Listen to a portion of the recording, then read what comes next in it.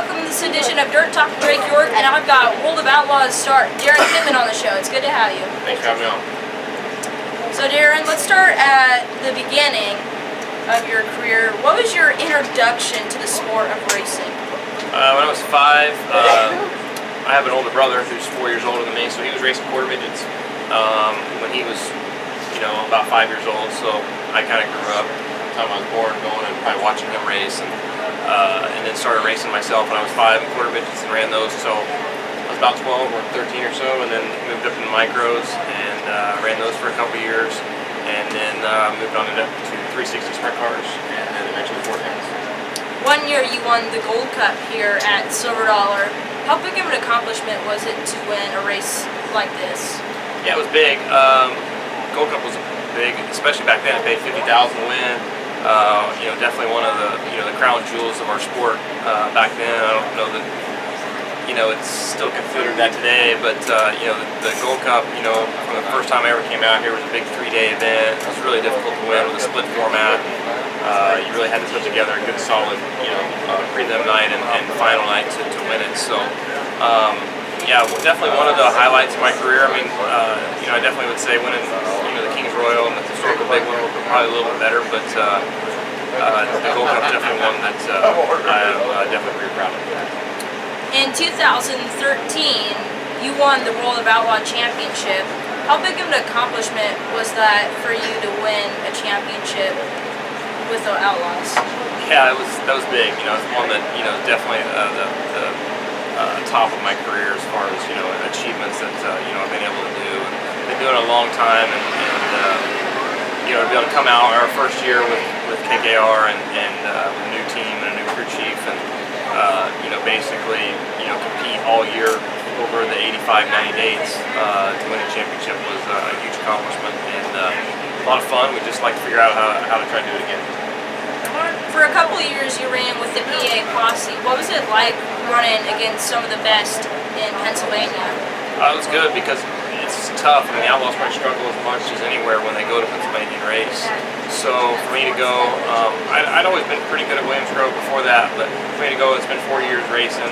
Had some really good car owners, provided me really good equipment, and basically just allowed me to continue to get better at those tracks. And there's no doubt that helped me in 2013 be more consistent. When we did go there, we go to Williams Grove 6 or 7 times a year.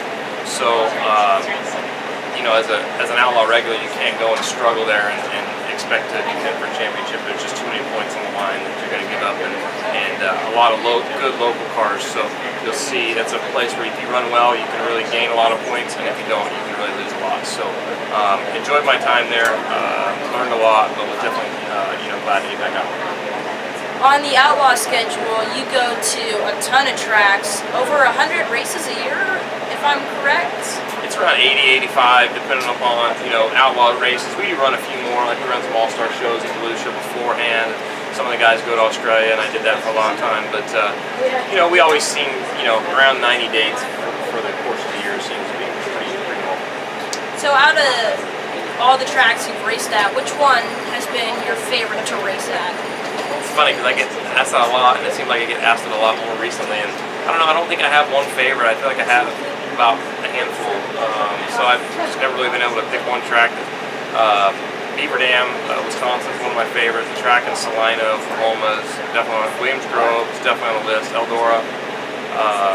Yeah, there's just a lot that I really enjoy going to, and I've had success at, and make it a lot of fun to go to.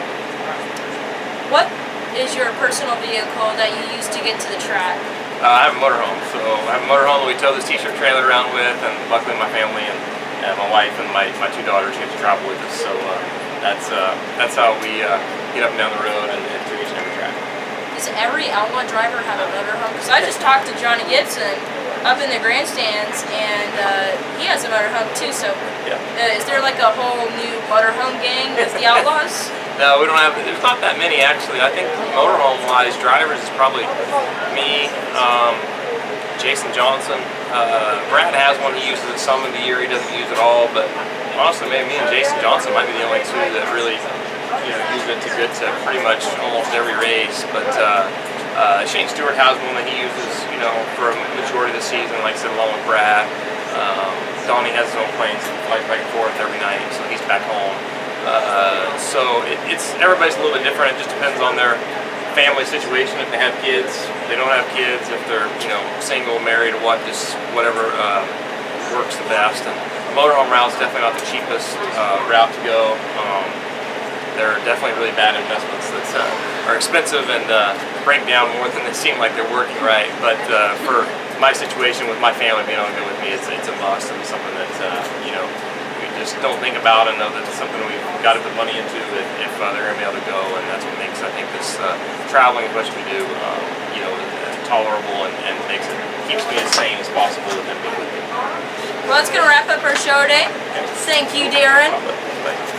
Good luck tonight. Thank you very much.